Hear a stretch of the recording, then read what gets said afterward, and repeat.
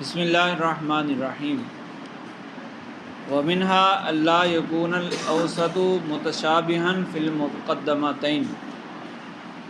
غلطیوں کا بیان ہو رہا تھا کہ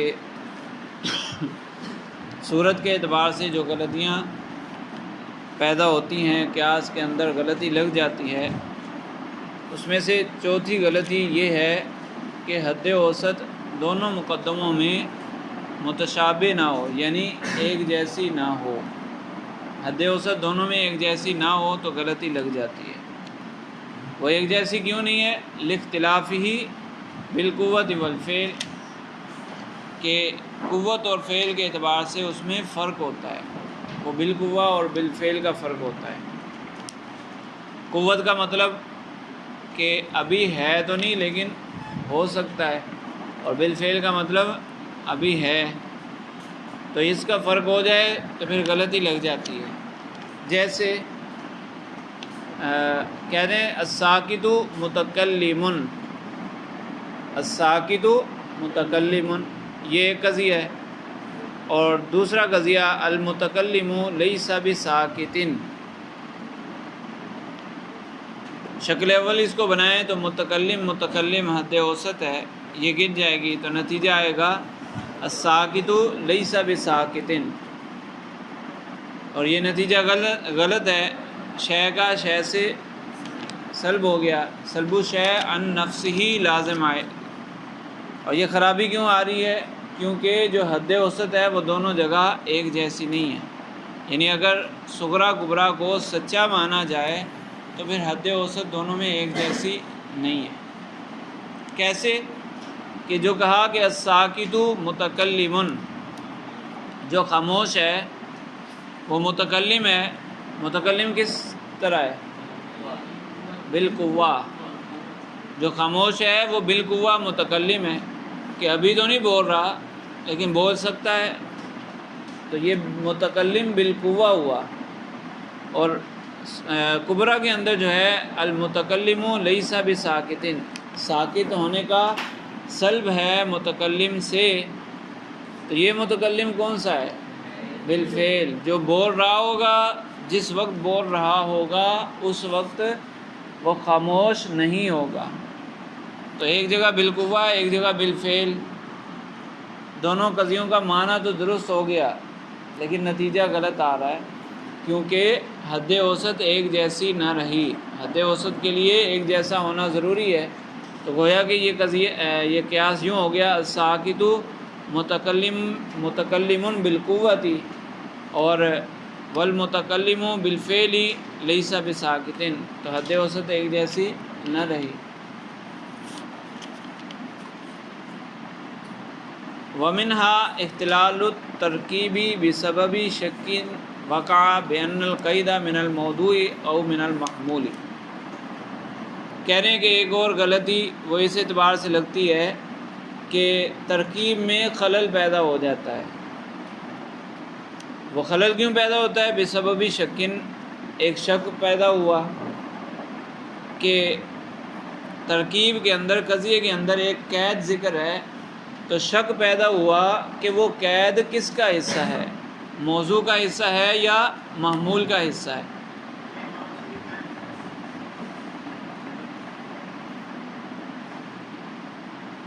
موضوع کا حصہ ہے یا محمول کا حصہ ہے، یہ شک پیدا ہوتا ہے۔ تو موضوع کا حصہ بنائیں تو کچھ بن جاتا ہے، محمول کا حصہ بنائیں تو کچھ بن جاتا ہے۔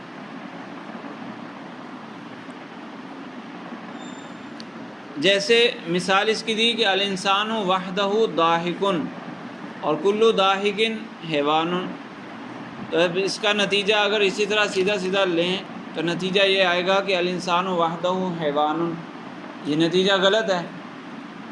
ویسے قضیوں کو دیکھیں کہ الانسان وحدہ ضاحک، تو یہ قضیہ درست ہے کہ اکیلا انسان ضاحک ہے، اور جو کبریٰ ہے کہ کل ضاحک حیوان، کہ حیوان کا ثبوت ہے ضاحک کے ہر فرد کے لیے، تو یہ بھی صحیح ہے۔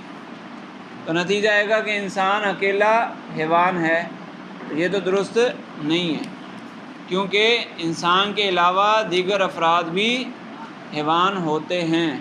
تو اب غلطی کیوں لگ رہی ہے کہ سورہ کے اندر جو وحدہ قید ہے اس کے بارے میں شک پیدا ہو رہا ہے کہ یہ موضوع کا حصہ ہے یا محمول کا حصہ ہے۔ والغلط انما نشا من توہم ان لفظۃ وحدہ جزء من الموضوع، ہم یہ سمجھے کہ وحدہ کا تعلق ہے انسان سے، صرف انسان، وحدہ کا تعلق انسان سے بنائیں گے تو صرف انسان، داہک کا ثبوت ہے صرف انسان سے، داہک کا ثبوت ہے صرف انسان سے، یہ بھی درست، اور کلو داہکن حیوان، یہ بھی درست، تو نتیجہ غلط آ رہا ہے۔ کیوں؟ نہیں، حیوان کا ثبوت ہے داہک کے ہر فرد کے لیے، تو اس میں کیا غلطی ہے؟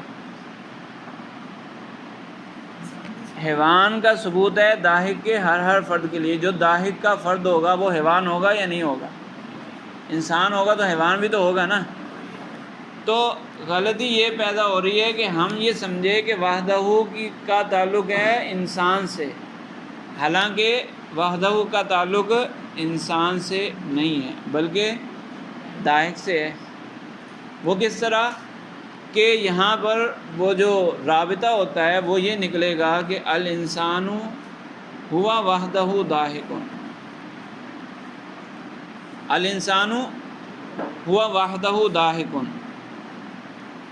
کہ اکیلے داہک ہونے کا ثبوت ہے انسان کے لیے، صرف داہک ہونے کا اکیلے داہک ہونے کا ثبوت ہے انسان کے لیے، اور ہر وہ جو اکیلا داہک ہو وہ حیوان ہوتا ہے، تو اب نتیجہ درست آ جائے گا۔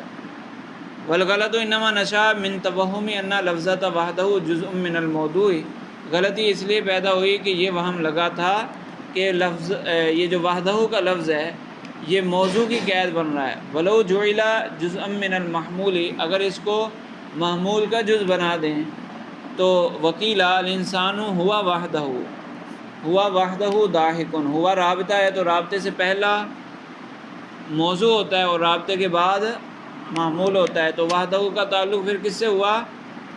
محمول سے۔ تو یہ وحدہ داہکن یہ محمول ہے تو یہ حد اوسط بنے گا، اور پھر حد کبریٰ کے اندر اس کو یوں ذکر کریں گے کلو ما ہوا وحدہ داہکن، جو اکیلا داہک ہو، یعنی داہک ہونا جس کا خاصہ ہو، داہک ہونا جس کا خاصہ ہو وہ کیا ہوتا ہے؟ حیوان ہوتا ہے۔ پہلے جملے میں الانسان وحدہ داہکن، الانسان ہوا وحدہ داہکن، داہک ہونا جس کا خاصہ ہو، خاصہ کس کو بولتے ہیں؟ ما یوجد فیہ ولا یوجد فی غیرہ، جو اس میں تو پایا جائے دوسرے میں نہ پایا جائے، تو داہک ہونا جس کا خاصہ ہو وہ کون ہے؟ انسان۔ داہک کے خاصہ ہونے کا ثبوت ہے انسان کے لیے، اور جس کے لیے داہک کے خاصہ ہونے کا ثبوت ہو وہ کیا ہوتا ہے؟ حیوان ہوتا ہے۔ حیوان کا ثبوت ہے اس کے لیے جس کا داہک خاصہ ہے، تو نتیجہ نکلے گا کہ حیوان کا ثبوت ہے انسان کے لیے، کلو انسان حیوان، یہ نتیجہ نکلے گا، یہ درست ہے۔ لصدقت النتیجہ، تو نتیجہ درست ہوگا، لأنہا اذ ذاک الانسان حیوان، تو نتیجہ آئے گا الانسان حیوان، حیوان کا ثبوت ہے انسان کے لیے۔ فالغلط فی ھذا المثال بسبب سوء اعتبار الحمل، یہاں جو غلطی پیدا ہوئی ہے وہ کس اعتبار سے ہوئی ہے کہ ہم نے حمل درست نہیں کیا۔ محمول کا موضوع پر حمل ہوتا ہے نا، تو محمول کو متعین کریں گے اور اس کا حمل کریں گے تو درستگی ہوگی، تو ہم نے پورا محمول نہیں اٹھایا تھا، ایک جز کو اٹھا کر اس کا حمل کر دیا، تو لہذا غلطی ہو جائے گی۔ صحیح ہے جی؟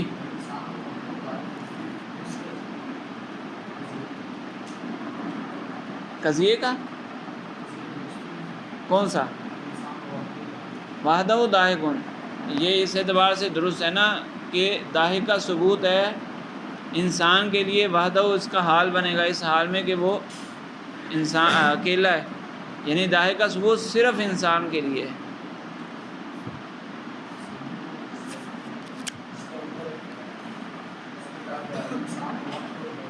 ہاں تو وہ غلط اس لیے ہے کہ صرف انسان ہی حیوان نہیں ہوتا، انسان کے علاوہ دیگر چیزیں بھی ہیں جو حیوان ہیں، لیکن انسان کے علاوہ کوئی اور چیز ہے جو داہک ہو۔ داہک تو صرف انسان ہے نا، انسان کا خاصہ ہے داہک ہونا۔ تو یہ صغرا تو صحیح ہے، جب اس کو موضوع کی قید بنا دیں گے تب بھی صغرا صحیح ہے، لیکن یہاں پر غلطی اس لیے لگ رہی ہے کہ یہ قید اصل میں موضوع کی نہیں ہے، اصل میں محمول کی قید ہے، کہ داہک جس کے ساتھ خاص ہو، داہک جس ذات میں، صرف جس ذات میں پایا جائے، وہ کون ہے؟ وہ انسان۔ ٹھیک ہے، سمجھ آئے کہ نہیں آئے؟ داہک ہونا دیگر حیوانوں میں نہیں پایا جاتا۔ داہک سے مراد دان نکالنا نہیں ہے، داہک سے مراد ملہ دہک، جس کو دہک ہو، کسی باریک بات کو سن کر سمجھ کر اس سے تعجب پیدا ہونا، یہ دہک ہوتا ہے۔ تو یہ صرف دان نکالنا نہیں ہے، وہ تو پھر بندر بھی دان نکالتا ہے، اور بن مانس جو ہے وہ بھی دان نکالتا ہے، تو وہ مراد نہیں ہے یہاں پر۔ صحیح ہے۔ وَمِنْهَا لَا يَكُونَ الْأَكْبَرُ مَحْمُولًا عَلَى جَمِيعِ أَفْرَادِ الْأَوْسَطِ فِي الْكُبْرَى۔ ہم نے شکل اول کی شرط پڑھی تھی، شکل اول کی ایک شرط پڑھی تھی نا، کیا؟ کلیت کبریٰ۔ اور شکل اول بدیہی الانتاج کیوں ہے، اس کی وضاحت کرتے ہوئے میں نے آپ کو یہ بتایا تھا کہ کبریٰ کا جو محمول ہے وہ ثابت ہوتا ہے صغریٰ کے موضوع کے لیے ثابت ہوتا ہے، لیکن کس طرح کہ جب کبریٰ کا محمول کبریٰ کے موضوع کے لیے ثابت ہوا تو صغریٰ کا جو موضوع ہے وہ اسی کبریٰ کے موضوع کا ایک فرد ہے۔ تو جب کبریٰ کے موضوع کے تمام افراد کے لیے کبریٰ کا محمول ثابت ہوگا تو اس طرح پھر وہ صغریٰ کے موضوع کے لیے بھی ثابت ہوگا۔ وہ مثال دی تھی نا، کلو انسان حیوان کلو حیوان جسم، تو جسم کا ثبوت ہے حیوان کے لیے۔ جب کہیں گے کہ حیوان کے ہر فرد کے لیے جسم کا ثبوت ہے تو انسان کا جسم ہونا ثابت ہوگا، کیونکہ حیوان کے افراد میں انسان بھی شامل ہے۔ تو کلیت کبریٰ کی شرط اسی لیے لگائی گئی تھی تاکہ اکبر کا حکم اصغر تک پہنچ سکے۔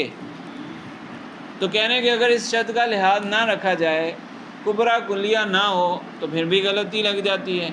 کبریٰ کو محملہ اگر ذکر کر دیں تو محملہ کے بارے میں نے بتایا تھا نا کہ وہ جزیہ کی قوت میں ہوتا ہے، محملہ جزیہ کی قوت میں ہوتا ہے۔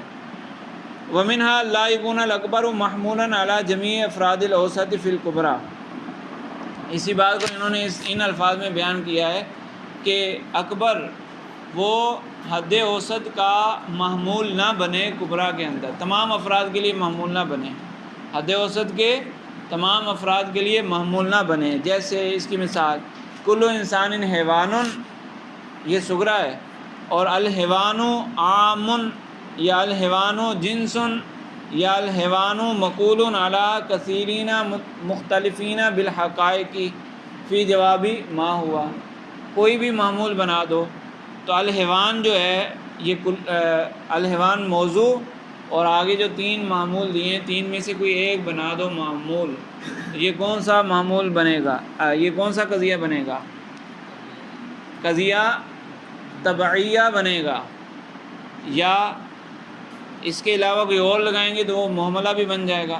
یہاں پر قضیہ طبیعہ بن رہا ہے کہ الحیوان عام یا الحیوان جنس، الحیوان جنس یا الحیوان مقول علی کثیرین، تو جنس اور مقول علی کثیرین یہ برابر ہے نا، دونوں صورتوں میں یہ کیا بنے گا؟ تبعیہ بنے گا۔ تو طبیعہ بنے، محملہ بنے، شخصیہ بنے، مقصود تو یہ تھا شکل اول کی شرط فوت ہو جائے، تو وہ تو فوت ہو گئی، کلیت کبریٰ تو نہیں ہے نا۔ تو شخصیہ بنے، طبیعہ بنے، یا محملہ بنے، یا جزیہ بنے، چاروں صورتوں میں نتیجہ غلط آئے گا۔ تو کلو انسان حیوان اور الحیوان جنسن، تو نتیجہ آئے گا کلو انسان جنسن، کلو انسان جنسن، یہ نتیجہ آئے گا۔ نہیں، یہ نتیجہ غلط ہے کہ اس کا معنی ہے انسان کا ہر فرد جنس ہے، جنس کا ثبوت ہے انسان کے ہر فرد کے لیے۔ تو انسان کا ہر فرد تو کیا پورا انسان بھی جنس نہیں ہوتا، پورا انسان بھی جنس نہیں ہے نا، وہ تو نوع ہے۔ تو یہ نتیجہ غلط کیوں آ رہا ہے؟ کیونکہ شرط کا لحاظ نہیں رکھا کہ کلیت کبریٰ ضروری تھی، شرط تھا شکل اول کے لیے، دوسری شرط تھی کلیت کبریٰ۔ فَيُنْتِجُ كُلُّ إِنسَانٍ عَامٌ یا کلو انسان جنسن یا کلو انسان مقول علی کثیرین مختلفین بالحقیقت، وہو باطل قطعاً، یہ یقینی بات ہے کہ یہ باطل ہے۔ سمجھ آ گئی؟ والسبب فی الغلطی انما ہوا اہمال کلیت الکبریٰ، یہاں جو غلطی لگ رہی ہے وہ اس لیے غلطی لگ رہی ہے کہ جو شکل اول کی شرط ثانی تھی اس کو بھول گئے، کلیت کبریٰ کی شرط کو بھلا دیا، اس کی طرف توجہ نہیں دی۔ اذی الکبریٰ طبیعتاً کے یہاں پر جو کبریٰ ہے وہ طبعیہ بن رہا ہے، فلا یتعدی الحکم، لہذا حکم متعدی نہیں ہوگا، اوسط کے واسطے سے اصغر تک نہیں پہنچے گا۔ ومنہا ما یقع بسبب تقدم الروابط و تاخرها عن السلوب، اور کبھی کبھی غلطی اس لیے لگتی ہے کہ جو رابطہ ہوتا ہے قضیے کا اس کو حرف سلب سے پہلے یا بعد میں رکھنے میں غلطی لگتی ہے، تو پورا قیاس غلط ہو جاتا ہے۔ کہ ہم نے پڑھا تھا معدولہ کے اندر، قضیہ معدولہ کے اندر، کہ قضیہ معدولۃ المحمول، قضیہ معدولۃ المحمول اور جو عام قضیہ سالبہ ہوتا ہے اس میں فرق کیسے ہوگا؟ زید لیس بقائم اور زید لا قائم، تو اس میں فرق کیسے ہوگا؟ کس کو بولیں گے کہ یہ معدولۃ المحمول ہے اور کس کو قضیہ سالبہ بنائیں گے؟ تو وہاں ایک قاعدہ تعلیم المنطق میں ذکر ہے، مرکات میں پتہ نہیں آیا تھا، نہیں مجھے یاد نہیں ہے۔ قاعدہ یہ ذکر کیا تھا کہ اگر رابطہ موجود ہے ہوا تو پھر یہ دیکھنا ہے کہ جو حرف سلب ہے وہ رابطے سے پہلے ہے یا رابطے کے بعد ہے۔ ابھی میں نے بتایا کہ رابطے سے پہلے والا حصہ موضوع ہوتا ہے اور رابطے کے بعد والا حصہ معمول ہوتا ہے، رابطہ دو کے درمیان آتا ہے نا۔ تو اگر حرف سلب رابطے کے بعد ہوگا تو اس کا مطلب کیا ہوا کہ یہ معمول کا حصہ ہے، رابطے کے بعد پورے کا پورا معمول ہوگا۔ اور اگر حرف سلب رابطے سے پہلے ہو تو اس کا مطلب یہ معمول کا حصہ تو نہیں ہے۔ اب موضوع کے ساتھ بھی نہیں ملا سکتے کیونکہ موضوع کے ساتھ جو معدول بنانے کے لیے جو حرف نفی آئے گا وہ شروع میں آئے گا، یہ تو بعد میں ہے۔ تو اس کا فرق نہ کرنے کی وجہ سے غلطی لگ جاتی ہے۔ اسی طرح جہتیں ہم نے پڑھی، جہت کے ساتھ اگر حرف سلب بھی مل جائے تو حرف سلب کو جہت سے پہلے رکھنا ہے یا بعد میں رکھنا ہے، اس کے فرق سے بھی تبدیلی آ جاتی ہے۔ جیسے مثال دے رہے ہیں کہ زید لیس ہوا بقائم اور زید ہوا لیس بقائم، زید لیس ہوا بقائم ایک قضیہ اور زید ہوا لیس بقائم یہ دوسرا قضیہ۔ دونوں کا اس کو صغرا اگر بنایا جائے تو اس کے ساتھ جو کبریٰ بنائیں گے دونوں میں فرق آئے گا، نتیجہ کبھی صحیح آئے گا کبھی غلط آئے گا، کیونکہ زید لیس ہوا بقائم یہ کون سا قضیہ ہے؟ یہ قضیہ سالبہ ہے کہ قیام کا سلب ہے زید سے، اور جو دوسرا قضیہ زید ہوا لیس بقائم وہ کون سا قضیہ ہے؟ موجبہ معدولۃ المحمول کے قائم نہ ہونے کا ثبوت ہے زید کے لیے۔ تب جو شکل اول تھی اس کی پہلی شرط کیا تھی؟ شکل اول کی پہلی شرط ایجاب صغریٰ تھی نا بھائی، تو ان دو میں سے کس کو شکل اول میں استعمال کر سکتے ہیں. زید لیسا ہوا بقائم اور زید ہوا لیسا بقائم، اس میں سے کس کو شامل کر سکتے ہیں؟ ہوا لیسا بقائم. دوسرے والے کو شکل اول میں استعمال کر سکتے ہیں، پہلے والے کو استعمال ہی نہیں کر سکتے کیونکہ وہ سالبہ ہے، تو اس سے نتیجہ درست نہیں آئے گا. اسی طرح بضرورتی اللہ یکونا و لیسا بضرورتی ان یکونا، یہ دو لفظ ملتے جلتے ہیں، اس میں بڑا فرق ہے، اس میں بہت زیادہ فرق ہے. پہلے جملے کا مطلب ہے بضرورتی ان یکون، بضرورتی اللہ یکونا، نہ ہونا. اللہ یکونا کا مطلب کیا ہے؟ نہ ہونا. نہ ہونا ضروری ہے، نہ ہونا ضروری ہے. اور دوسرے جملے کا مطلب لیسا بضرورتی ان یکونا، اس کا ہونا ضروری نہیں ہے. ہونا ضروری نہیں ہے یعنی ہو بھی سکتا ہے نہیں بھی ہو سکتا، اور نہ ہونا ضروری ہے تو پھر ہو سکتا ہے، اس کا ہونا تو محال ہوگا. تو دونوں میں فرق ہو گیا. دوسرا امکان کو ظاہر کر رہا ہے اور پہلا امتناع کو ظاہر کر رہا ہے. پہلا امتناع کو ظاہر کر رہا ہے نا، جس کا وجود محال ہو، عدم ضروری اور وجود محال. پہلا ممتنع کو ظاہر کر رہا ہے، دوسرا امکان کو ظاہر کر رہا ہے، تو اس میں تو زمین آسمان کا فرق ہے. لیکن دکھنے میں دونوں ملتے جلتے لگتے ہیں کہ اس میں کیا فرق ہو گیا، یہ کیا ہو گیا کہ بضرورت اللہ گنا اور لیسا بضرورت یکونا، یہ تو ملتے جلتی بات ہے، تو ملتی جلتی بات نہیں ہے. اسی طرح ولا یلزم ان یکونا و یلزم اللہ یکونا. لا یلزم ان یکونا کا مطلب ہونا لازم نہیں ہے، اور یلزم اللہ یکونا نہ ہونا لازم ہے. تو وہی بات آ گئی کہ ایک میں ممتنع ہے اور ایک میں ممکن ہے. تو ایک جگہ صغریٰ میں ممتنع رکھ دو اور کبریٰ میں ممکن رکھ دو تو غلطی لگے گی یا نہیں لگے گی؟ غلطی ہو جائے گی.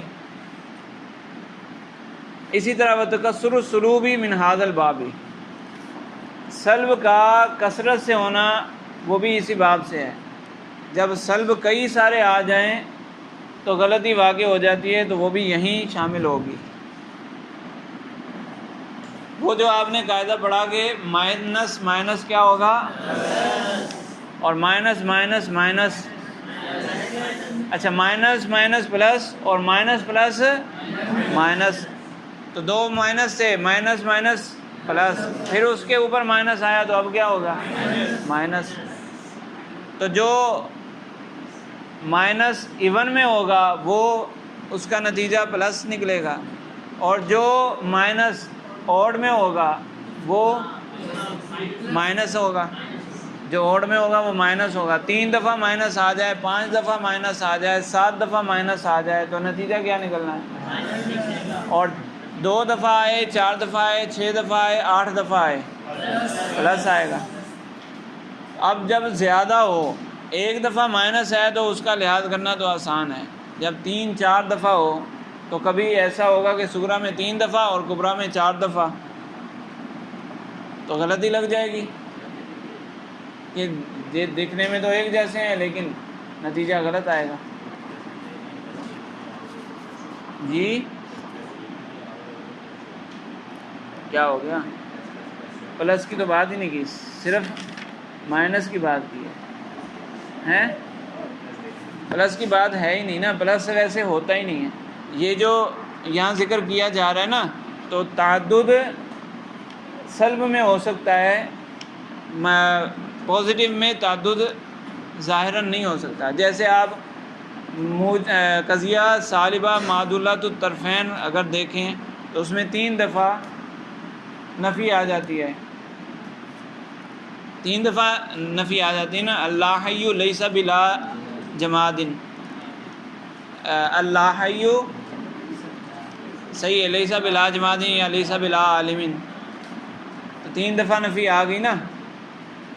تو اس طرح نفی زیادہ آ جاتی ہے، پازیٹیو کا تو اعتبار ہی نہیں کیا جاتا نا. اچھا تو کہنے فَإِنَّ مراتب شفعیتی کا سلبی سلبن و سلبو سلبی سلبی سلبن اثبات، جو ایون تعداد میں مائنس آئے گا اس کا نتیجہ پازیٹیو ہوگا، جیسے سلب کا سلب اور سلب کے سلب کے سلب کا سلب، تو یہ اس بات ہوگا، پتہ نہیں زیادہ ہو گیا ہے کم ہوا پتہ نہیں۔ والوتریہ، اور اگر اوڑ ہوگا تو اس کا نتیجہ سلب نکلے گا، کا سلبی سلبس سلبی، سلب کے سلب کا سلب، تو یہ نتیجہ کیا آئے گا؟ نیگیٹو ہی آئے گا۔ تو اس کا بھی لحاظ رکھنا چاہیے، اگر ایک جملے میں زیادہ سلب آ گئے تو قیاس بناتے ہوئے اس کا لحاظ رکھنا بھی ضروری ہے۔ نمبر 8، وَمِنْهَا أَخْذُ الْاعْتِبَارَاتِ الذِّهْنِيَّةِ وَالْمَحْمُولَاتِ الْعَقْلِيَّةِ أُمُورًا عَيْنِيَّةً۔ کبھی کبھی ایسا ہوتا ہے کہ ایک ہوتی ہے عقلی چیز، ذہنی چیز، اور اس کو خارجی چیز سمجھ لیا جاتا ہے اور قیاس بنا لیا جاتا ہے، تو ظاہر سی بات ہے پھر نتیجہ غلط آئے گا۔ جیسے کہا جائے کہ الانسان کلی، الانسان کلی، تو اب کلی ہونا یہ انسان کے لیے امر ذہنی ہے یا امر خارجی ہے، امر عینی ہے؟ ذہنی ہے، عینی نہیں ہے، خارجی چیز نہیں ہے۔ لیکن قیاس بناتے ہوئے اگر اگلا قضیہ ایسے ترتیب دیا جائے کہ وہاں یہ امر عینی بن رہا ہو تو خرابی لازم آ جائے گی، نتیجہ غلط ہو جائے گا۔ صحیح ہے؟ کما اذا قیل ان الانسان کلی فیظن انہ فی الاعیان کذالک، تو کوئی یہ سمجھے کہ اعیان میں خارج میں بھی یہ ایسا ہی ہوگا۔ ولیس ھذا الظن بصواب، یہ گمان درست نہیں ہے، یہ گمان جھوٹا ہے۔ فإن الکلیۃ انما تعرض الاشیاء فی الذہن دون الخارج، کہہ رہے ہیں کہ یہ گمان جھوٹا ہے کیونکہ کلی ہونا یا جزئی ہونا، کلیت یہ کہاں لاحق ہوتی ہے؟ یہ اشیاء کو ذہن میں لاحق ہوتی ہے، خارج میں لاحق نہیں ہوتی۔ کلیت ذہن میں لاحق ہوتی ہے، کلی کا خارج میں وجود نہیں ہوتا۔ ٹھیک ہے؟ ومن ھذا التحقیق ينحل اغلوطۃ اخرى، اور یہاں سے کہہ رہے ہیں کہ ایک اور غلطی وہ بھی حل ہو گئی، جب ہم نے یہ تقریر کی تو اس سے ایک اور غلطی حل ہو گئی۔ تقریر ہو یعنی ایک اغلوطہ کا مطلب یہ ہے کہ ایک قیاس بنایا جاتا ہے جس سے دوسرے بندے کو گھما دیا جاتا ہے، دوسرے بندے کو شک میں ڈال دیا جاتا ہے۔ تو جس نے یہ والی بات نہیں سمجھی ہوگی اس کو مشکل پیش آئے گی اس کا جواب نکالنے میں، وہ کہے گا یار واقعی بات تو تمہاری صحیح ہے، لیکن جب جس کو یہ پتہ ہوگا کہ امر ذہنی امر اعتباری کا فرق یہ پتہ ہوگا تو پھر وہ پھنسے گا نہیں، وہ پکڑ لے گا کہ نہیں ایسا ہو ہی نہیں سکتا کہ تم نے یہاں پر غلطی کی ہے۔ وہ اعتراض جو کیا جاتا ہے، جو بندے کو پھنسایا جاتا ہے قیاس بنا کر، وہ کیسے ہے؟ دعویٰ یہ کیا جاتا ہے کہ الممتنع موجود، ممتنع موجود ہے، تو جو بھی سنے گا وہ کہے گا کیسی بات کر رہے ہو، یہ کون سا دعویٰ ہے؟ ممتنع موجود ہے، ممتنع تو کہتے ہی اس کو ہیں کہ جس کا وجود محال ہو، جس کا وجود محال ہو۔ تم کہہ رہے ہو کہ وجود اس کے لیے ثابت ہے، موجود ہونا اس کے لیے ثابت ہے، تو یہ تو عجیب بات کر دی تم نے۔ تو وہ کہے گا لے میں دلیل سے ثابت کر دیتا ہوں، ابھی دیکھو ثابت ہوتا ہے کہ ممتنع موجود ہوتا ہے۔ وہ دلیل یوں دے گا، ان امتناع شیء فی الخارج لکان امتناع حاصلا فی الخارج، اگر خارج میں نفس الامر میں کوئی چیز ممتنع ہوئی تو خارج میں اس کا امتناع حاصل ہو جائے گا، امتناع کا ثبوت ہو جائے گا اس کے لیے۔ خارج میں ایک چیز ممتنع ہے تو ممتنع ہونے کا ثبوت اس کے لیے ہوگا یا نہیں ہوگا؟ ہوگا۔ فیکون الممتنع موجودا فی الخارج، تو ممتنع کا ثبوت اس کے لیے ہوا، کیسے ہوا؟ شے دوسرے کے لیے تب ثابت ہوتی ہے جب خود موجود ہو، ایک شے کا وجود ہوگا تو وہ دوسرے کے لیے ثابت ہوگی نا، جس کا اپنا وجود ہی نہ ہو تو دوسرے کے لیے ثابت ہو سکتی ہے؟ ہو سکتی ہے ثابت؟ وہ کہتے ہیں کہ